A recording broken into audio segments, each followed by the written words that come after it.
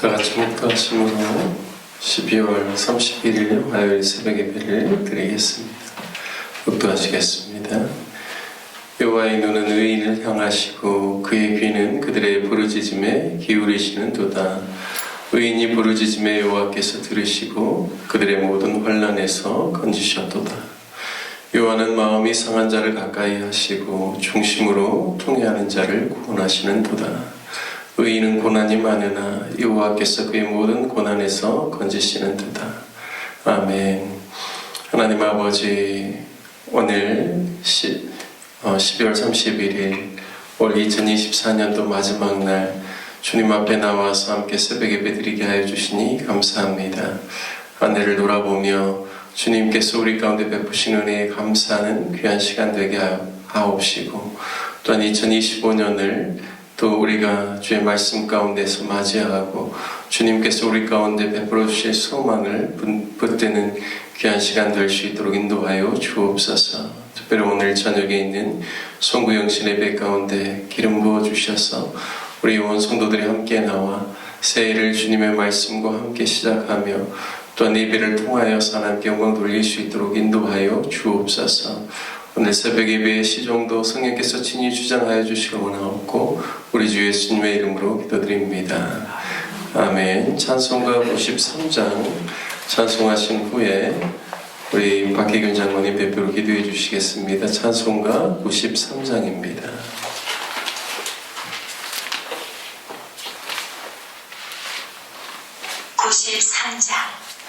예수는 나의 힘이요.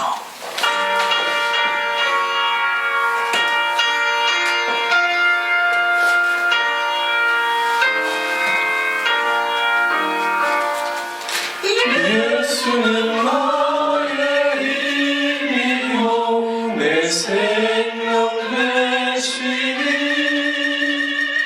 구주 예수 따라 살고 죄 중에 빠지니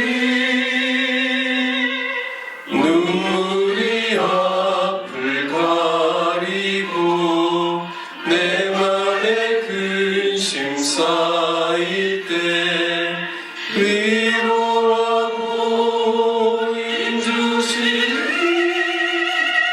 주 예수. 예수는 나의 힘이요 내 친구 되시니 그 은혜를 간구하면 풍성히 받으리.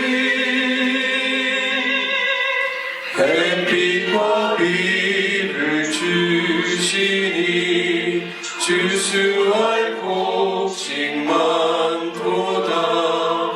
귀한 열매 주시는 이 주 예수. 예수 나의 힘이요 내 기쁨 되시니 그 명령을 준행하여 늘 충성하겠네. 주야로 보호하시며 바른 길 가게 하시니 의지하고 따라가리. 주 예수. 예수는 나의 힘이요 내 소망 되시니 이 세상을 떠나갈 때 곧 영생 얻으리. 한없는 복을 주시고 영원한 기쁨 주시니 나의 생명 나의 기쁨 주 예수.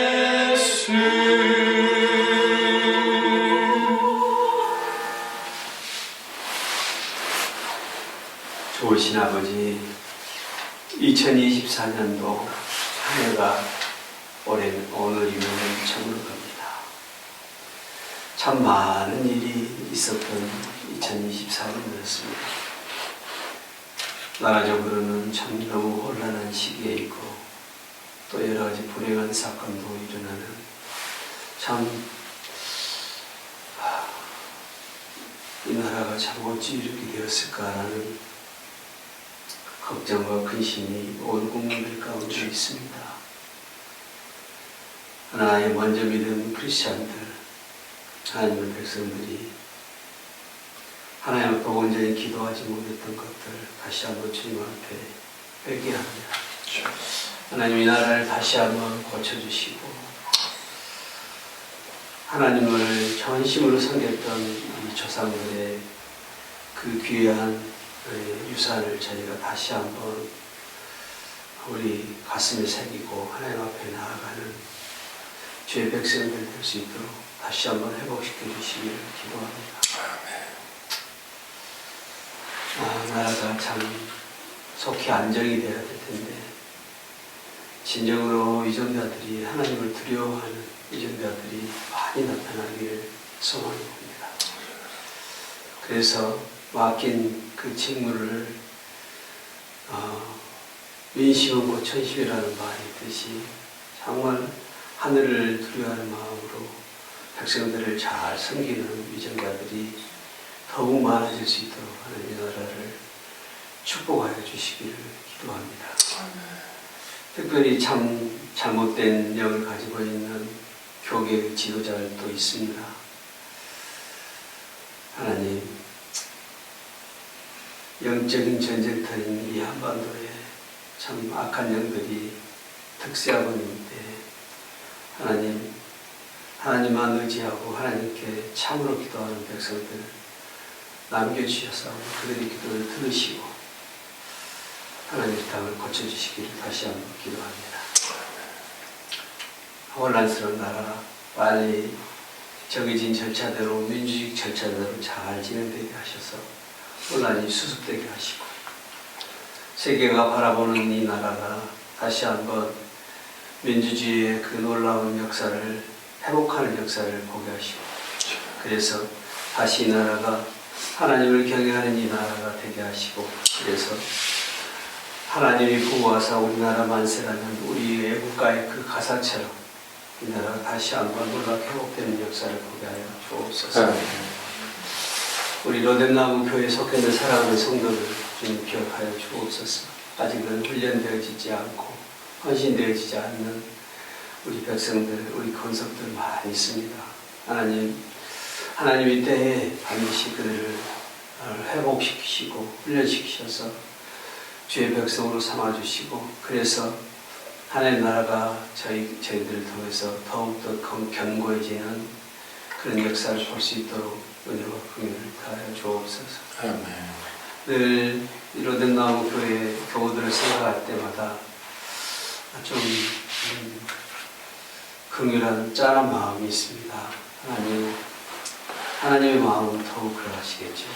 하나님 때에 속히 다 주 앞에 온전히 주를 여기고 주님의 말씀에 순종하는 거룩한 백성들로 거듭날 수 있도록 하나님 기회를 주시고 축복하여 주옵소서. 오늘도 우리가 마지막 2024년 새벽 예배를 드리는 가운데 말씀 가운데 우리에게 하실 말씀을 대하실 목사님 좀 축복하시고 무엇보다도 성령을 충만하게 하셔서 성령께서 태어나게 하신 말씀을 잘 태어나게 하시고 그 말씀이 또 저희의 가슴판에 신비에 심어질 수 있도록 역사 주옵소서. 감사드리고 예수님의 이름으로 아멘. 2024년 마지막 날 새벽 예배에 나오신 우리 귀한 성도님들 가운데 하나님이 주시는 은혜와 복이 오늘 하루의 삶 가운데도 넘쳐나시길 주님의 이름으로 축복합니다. 함께 같이 오늘 나누신 말씀은 창세기 25장 말씀입니다. 창세기 25장 1절에서 34절까지 저와 여러분이 한 절씩 교독하겠습니다. 창세기 25장입니다. 아브라함이 후처를 맞이하였으니 그의 이름은 구두라라. 그가 시므란과 욕산과 무단과 미디안과 이스박과 수아를 낳았고, 욕산은 스바와 드단을 낳았으며, 드단의 자손은 나스루 족속과 루두시 족속과 루미 족속이며, 미디안의 아들은 에바와 에벨과 하녹과 아비다와 엘다이아이니 다 그들의 자손이었더라. 아브라함이 이삭에게 자기의 모든 소유를 주었고, 자기 서자들에게도 재산을 주어 자기 생전에 그들로 하여금 자기 아들 이삭을 떠나 동방 곧 동쪽 땅으로 가게 하였더라. 아브라함의 향년이 175세라. 그의 나이가 높고 늙어서 기운이 다하여 죽어 자기 열조에게로 돌아가매, 그의 아들들인 이삭과 이스마엘이 그를 마므레 앞 헷족속 수알의 아들 에브론의 밭에 있는 막벨라 굴에 장사하였으니, 이것은 아브라함이 헷족속에게서 산 밭이라. 아브라함과 그의 아내 사라가 거기 장사되니라. 아브라함이 죽은 후에 하나님이 그의 아들 이삭에게 복을 주셨고, 이삭은 부엘라 헤로이 근처에 거주하였더라. 사자의 조종 애굽인 하갈이 아브라함에게서 낳은 아들 이스마엘의 족보는 이러하고, 이스마엘의 아들들의 이름은 그 이름과 그 세대대로 이와 같으니라. 이스마엘의 장자는 느바요시요, 그 다음은 게달과 아브엘과 밉삽과 이스마와 두마와 마사와 하닷과 데마와 여들과 나비스와 게드마니, 이들은 이스마엘의 아들들이요 그 촌과 블럭대로 된 이름이며 그 젖소대로 12 기도자들이었더라. 이스마엘은 향년이 137세에 기운이 다하여 죽어 자기 백성에게로 돌아갔고, 그 자손들은 하윌라에서부터 아수르로 통하는 애굽 앞 술까지 이르러 그 모든 형제의 맞은편에 거주하였더라. 아브라함의 아들 이삭의 족보는 이러하니라. 아브라함이 이삭을 낳았고, 이삭은 40세에 리브가를 맞이하여 아내를 삼았으니, 리브가는 바단 아람 족속 중 부두엘의 딸이요 아람 족속 중 라반의 누이였더라. 이삭이 그의 아내가 임신하지 못하므로 그를 위하여 여호와께 간구하매, 여호와께서 그의 간구를 들으셨으므로 그의 아내 리브가가 임신하였더니, 그 아들들이 그의 태 속에서 서로 싸우는지라. 그가 이르되 이럴 경우에는 내가 어찌할꼬 하고 가서 여호와께 묻자온대, 여호와께서 그에게 이르시되 두 국민이 내 태중에 있구나. 두 민족이 내 복중에서 나누이리라. 이 족속이 저 족속보다 강하겠고 큰 자가 어린 자를 섬기리라 하셨더라. 그 해선 계한이 찬즉 태에 쌍둥이가 있었는데, 먼저 나온 자는 붉고 전신이 초록 같아서 이름을 에서라 하였고, 후에 나온 아우는 손으로 에서의 발꿈치를 잡았으므로 그 이름을 야곱이라 하였으며, 리브가가 그 아들을 낳을 때 이삭이 60세였더라. 그 아이들이 장성하매 에서는 익수가 사냥꾼이었으므로 들 사람이 되고, 야곱은 조용한 사람이었으므로 장막에 거주하니, 이삭은 에서가 사냥한 고기를 좋아하므로 그를 사랑하고, 리브가는 야곱을 사랑하였더라. 야곱이 죽을 쑤었더니 에서가 들에서 돌아와서 심히 피곤하여 야곱에게 이르매, 내가 피곤하니 그 붉은 것을 내가 먹게 하라 한지라. 그러므로 에서의 별명은 에돔이더라. 야곱이 이르되 형의 장자의 명분을 오늘 내게 팔라. 에서가 이르되 내가 죽게 되었으니 이 장자의 명분이 내게 무엇이 유익하리요. 야곱이 이르되 오늘 내게 맹세하라. 에서가 맹세하고 장자의 명분을 야곱에게 판지라. 야곱이 떡과 팥죽을 에서에서 주매, 에서가 먹으며 마시고 일어나 갔으니 에서가 장자의 명분을 가볍게 여김이었더라. 아멘. 오늘 창세기 25장 말씀을 통하여서 영적 민감성이라는 제목으로 말씀을 나누겠습니다. 오늘 본문은 아브라함의 죽음과 그의 아들 이삭, 그리고 자부 리브가로부터 에서와 야곱의 출생에 대한 이야기를 하고 있습니다. 오늘 7절 말씀에 보면 아브라함이 향년 175세로 하나님의 부름을 받았다는 사실을 우리에게 가르쳐주고 있습니다. 아브라함이 하나님의 말씀을 따라서 가나안 땅에 들어와서 산지 100년 만에 하나님의 부르심을 받은 겁니다. 그의 나이 75세에 가나안 땅에 들어왔기 때문에 175세를 향수하고 하나님의 부름을 받았기 때문입니다. 갈대아 우르에서 하란을 거쳐서 가나안 땅에 들어와서 이삭을 낳기까지는 25년 걸렸지요. 물론 이때 하나님의 약속을 신뢰하지 못하고 인간적인 방법으로 사라의 요종 하갈을 통해서 86세, 그가 들어온 지 11년째 되는 해에 이스마엘을 낳았습니다. 이삭을 100세에 낳았고 그의 아내 사레는 그의 나이 137세, 아내의 나이로 127세에 하나님의 부름을 받았습니다. 이삭의 나이로 보면 100세 때 이삭이 태어났으니까 37세에 그의 어머니 사레가 돌아간 것이죠. 아내 아브라함의 입장에서는 사라가 소천을 받고 이삭을 위하여서 리브가를 데려올 때까지는 3년이 걸립니다. 그래서 이삭의 나이 40세에 그의 아내 리브가를 맞이하게 되죠. 여러분 생각해 보십시오. 그 3년의 기간, 자신의 아내가 죽고 자부가 들어오기 전 3년의 시간은 얼마나 정말 쓸쓸하고 외로웠겠습니까? 사랑하는 아내를 먼저 보내고 아들은 아직 결혼하지 않은 상태에 있기 때문에 아마 그 시간이 많이 힘들었을 것입니다.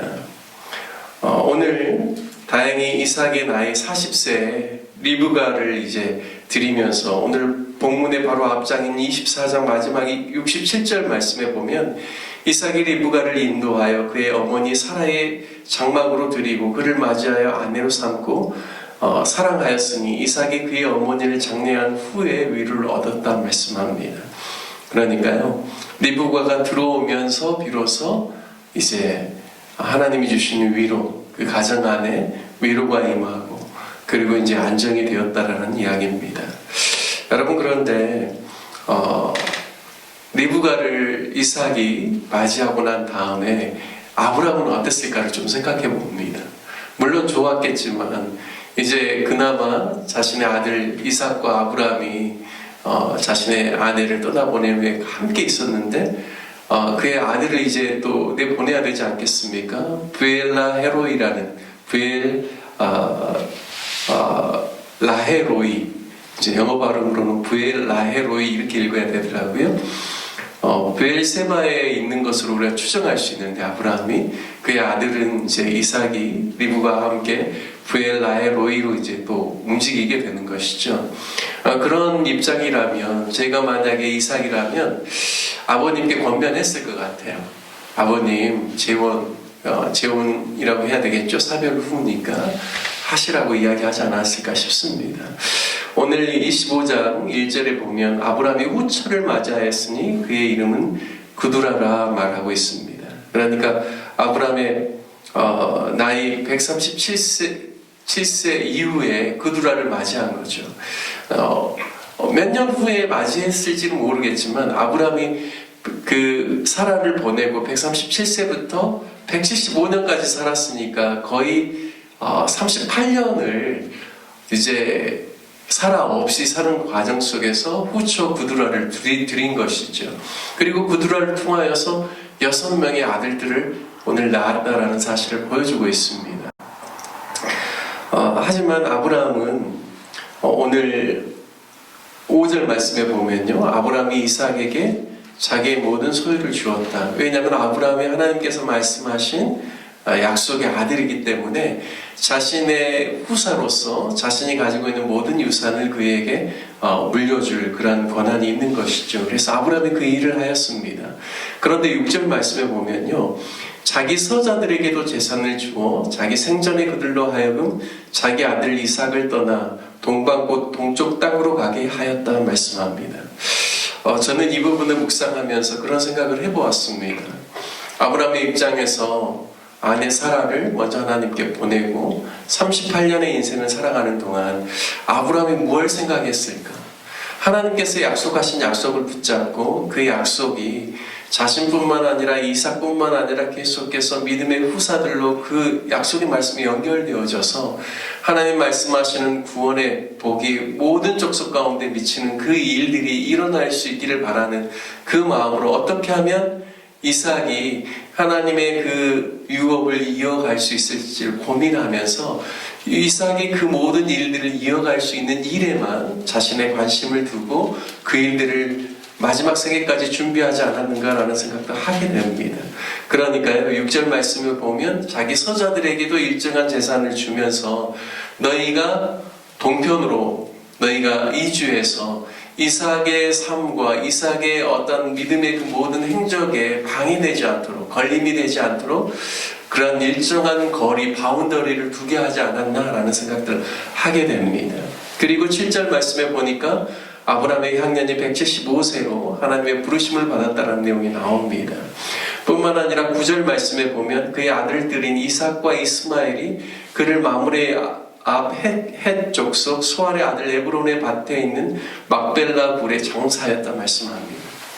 저는 이 부분도 이삭을 향한 아브라함의 배려, 섬세한 그 고려와 신중함이 이 말씀 안에 묻어나 있다는 사실을 저는 깨닫게 됩니다. 왜냐하면 여러분 이삭보다도 이스마엘이 먼저 태어났죠. 아브라함의 나이 86세 때 태어났고 그리고 이삭은 100세 때 태어났기 때문에 한 13년, 14년 형이 됩니다.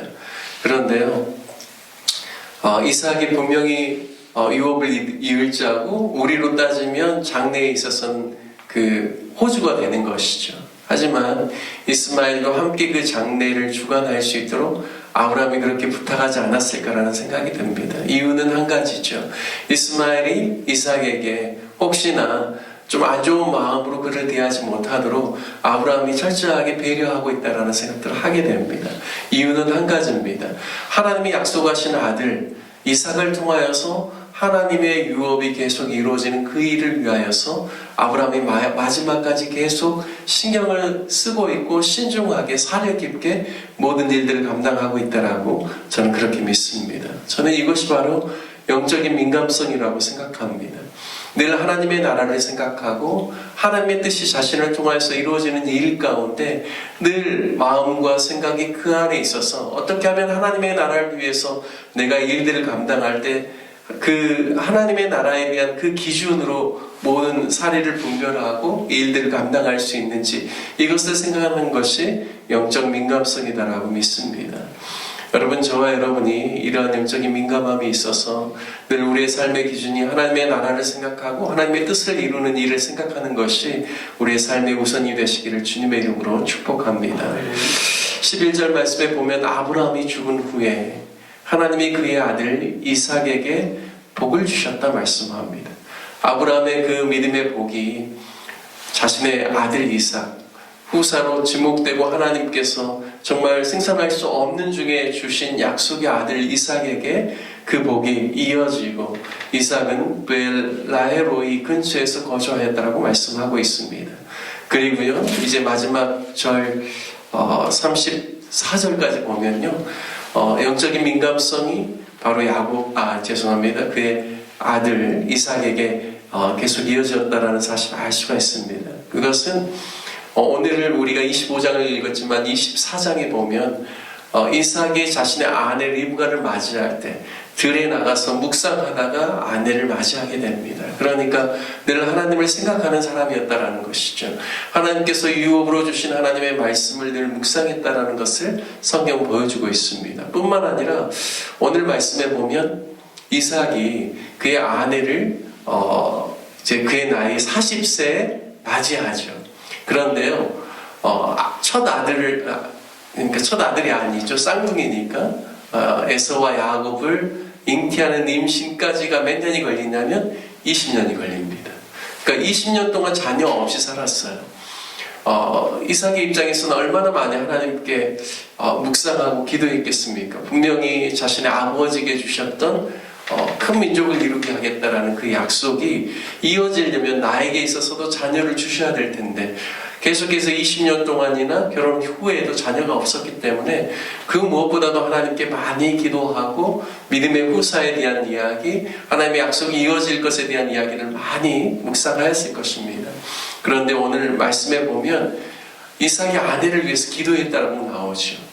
아내가 임신하지 못함으로 말미암아 그가 기도함을 통하여서 하나님께서 그 기도를 들으시고 태문을 여시고 쌍둥이를 낳을 수 있도록 임신케 하셨다는 사실을 알려주고 있습니다. 뿐만 아니라 그의 아내 리브가도요, 뱃속에서 두 아이가 싸우고 있기 때문에 이 일이 어찌된 일인고 하고 하나님께 물었다라고 말씀하고, 하나님께 기도함을 통하여서 하나님께서 장차 있게 될 일들에 대해서 말씀하면서 오늘 말씀에 보면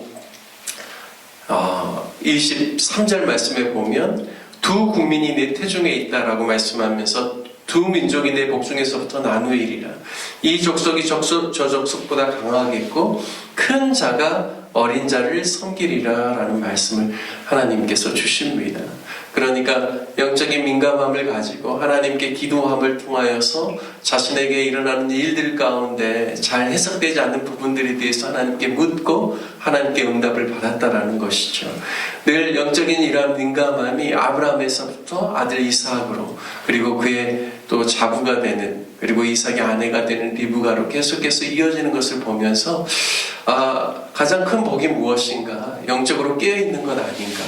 영적인 민감성을 가지고 시대와 그리고 문화를 분별하고 하나님께서 원하시는 바를 향하여서 나아가는 것, 이것이 하나님이 기뻐하는 믿음의 삶이다라는 사실을 오늘 창세기 25장 말씀을 통하여서 깨닫게 됩니다.